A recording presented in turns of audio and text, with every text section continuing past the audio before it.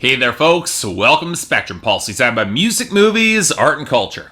And today we're going to be reviewing the newest album from Owl City, titled Mobile Orchestra. So yeah, you know what, I can admit it, I actually kind of like Owl City. And that's not a statement many self-respecting music critics will actually make, especially considering when Adam Young adopted the moniker of Owl City and smashed into the mainstream with the high-charting Fireflies, he was described by many critics as the overly twee ripoff of the Postal Service. And yeah, going back to it, the similarities are pretty blatant, especially on the surface. But Owl City quickly distinguished himself with distinctive melodies, a knack for the sort of quirky synths that really stuck in the brain, and a sort of overwritten, detail-infused lyrics that kind of walked the line between being honest and really poignant, and hopelessly kitschy and kind of ridiculous. It didn't exactly help matters either that Owl City made no secret of infusing religious iconography into his soaring anthems that could ride the line of tolerability with me. Not quite evangelizing, but getting dangerously close to the scrub-clean, dramaless purity that makes the most inoffensive, sterile, and boring of Christian music. Now those were his earlier records, but as some of the years pass, Owl City's material seemed to be getting more and more bland with every single passing year, culminating with his 2012 release The Midsummer Station. And yeah, there are songs that I liked off of that album, but it seemed like the unique blend of overly earnest poet, melodic mastermind, and anxious hypochondriac was straying closer to the mainstream and losing some of the personality that made him special along the way. And sure, I absolutely love Good Time, the duet he did with Carly Rae Jepsen, for being a damn solid pop song, but it's not on the same plane of originality as his best work. And in an increasingly oversaturated synth pop scene, I had no idea what Owl City's new album, Mobile Orchestra, would deliver. And it didn't help matters when I saw some of the features. I mean, I like Owl Black, but when I think of his best work, I think more of Dilated Peoples and Fashion than Owl City. And Hanson, they've been doing their own indie pop thing for years now. The team up only made sense in terms of the relative innocence of both performers. Probably also the same reason that Christian pop artist Britt Nicole's here as well. And then there's country artist Jake Owen, likely angling for some sort of pop country smash hit that would bring in his own lightweight sensibilities, so yeah, I guess it kind of makes sense if you squint at it. But considering I knew some fans of Owl City who had really turned aggressively on this album, I prepared myself for the worst.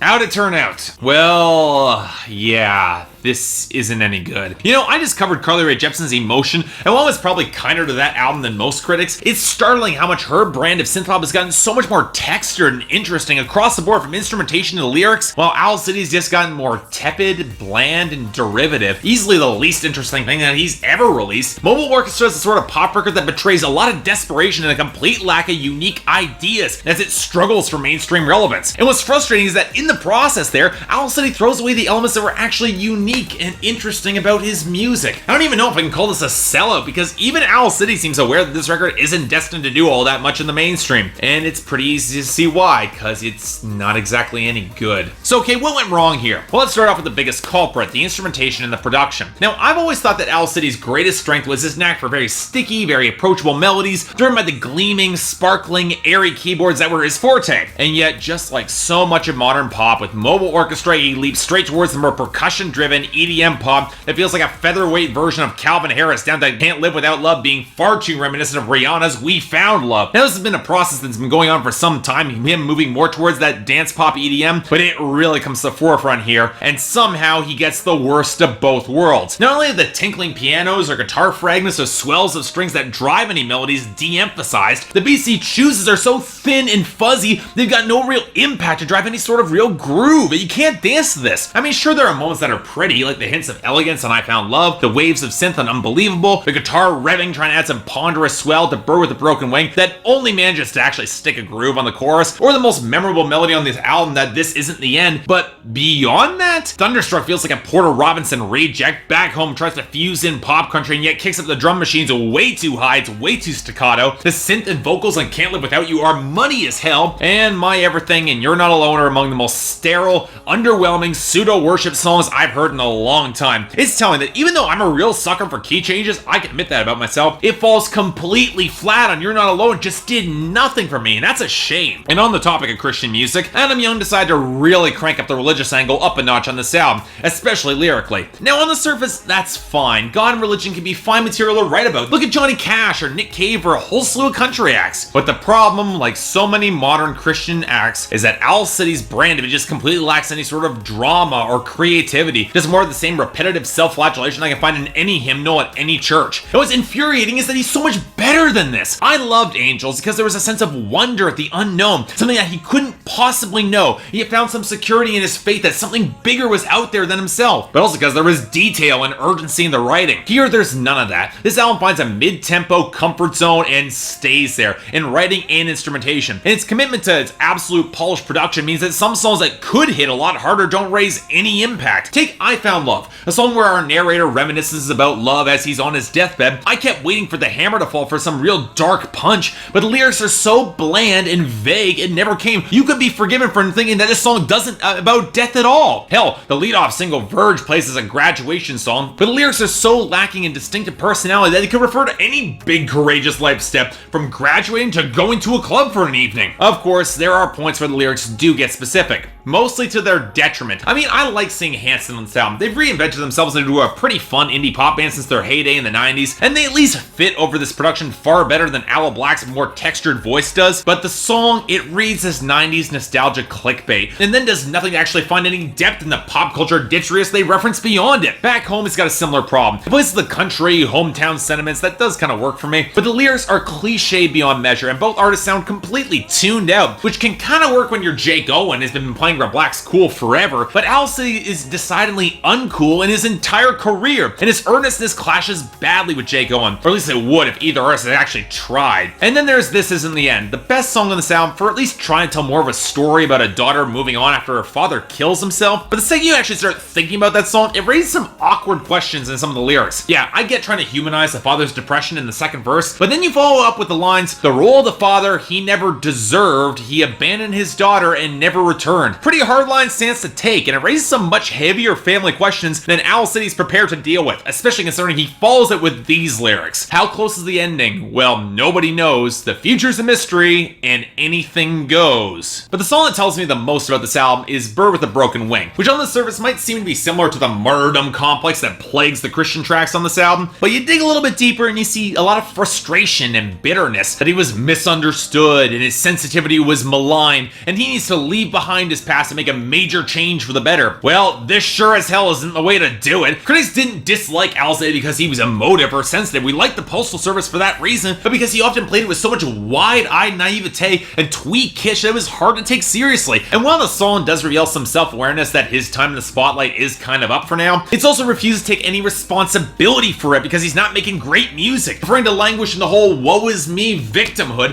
that doesn't feel remotely earned, especially with the steep drop-off in quality that's been going on for the past 3 or 4 years. Yeah, I'm sorry if you're angry that you fell off, but you did fall off. In other words, it's a bad sign when the best song on this album comes from an EP released last year. And even then, Owl City didn't take the best track from that EP, the single Beautiful Times with Lindsey Sterling, that beats everything on this record off the table. And coming in at 10 tracks, barely over a half hour, it's not even a sizable enough disappointment to inspire a lot of anger from me, especially with barely any lyrical substance that sticks with me. Now, that's not saying there aren't moments that I kind of liked, because there are. Hanson, Jake Owen, they at least brought some unique flavor to their songs, and This Is Not the End is better produced and written than most of this album, but none of them is enough to really save this record. I'm sorry. I'm thinking a light 4 out of 10 and no recommendation, especially if you're a fan of Owl City, because if you are, it'll be a painful disappointment, just saying. I sincerely hope that Adam Young really does choose to take that next big step away from the mainstream, whatever that step might be. Hopefully, it'll be better than this. So yeah, thanks a lot for watching. If you'd like to like and subscribe, I'd be more than grateful.